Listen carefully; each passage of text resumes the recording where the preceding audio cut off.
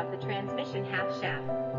The transmission half shaft is connected to the wheels and the gearbox, passing the torque of the gearbox to the wheels. If it's an electric car, it's connecting the power motor to the wheels. The overall structure of the drive shaft can be divided into the intermediate shaft, also known as sensors, and the constant velocity universal joints on both sides. Friends who are familiar with auto parts should know there are also a pair of universal axes on the steering string.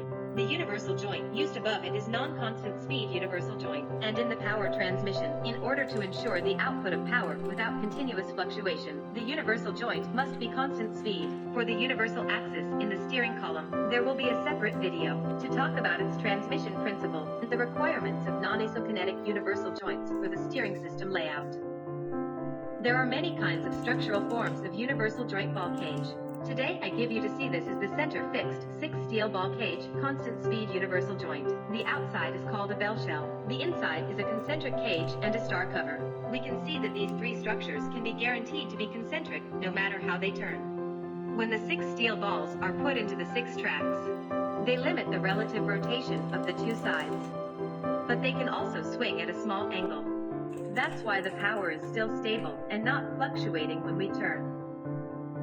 Let's look at the structure on the outside, because this is the outer ball cage near the wheel, with the wheel speed sensor tooth ring.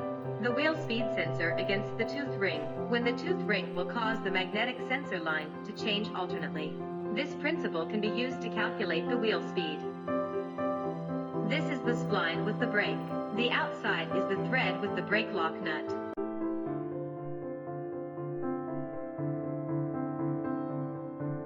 Many friends want to know the failure and maintenance methods of parts.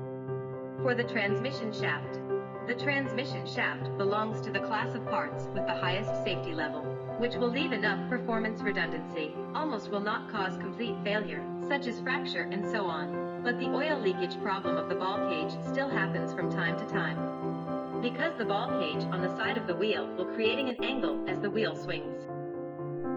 If this angle is not properly designed, will very likely to cause oil leakage. The swing angle of the general transmission shaft is about 25, and the good performance can do 40 to 50. The so-called oil leakage is the leakage of lubricating oil inside the ball cage. If the sealing structure design is not good, it is also easy to leak oil. The oil leakage of the ball cage will make the inner transmission structure lose protection, and then produce wear, resulting in abnormal sound. Another is the abnormal sound at the spline coordination.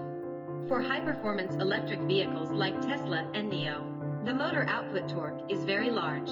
There is a certain gap between the transmission shaft spline and brake spline, and it is easy to produce abnormal sound when the large torque starts. This abnormal noise is related to the gap of the spline fit and the spline strength design.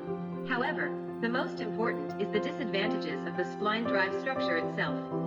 To avoid this problem, BMW's high-performance luxury cars have begun to solve it with end-face splines. The brief introduction of the transmission shaft is ending.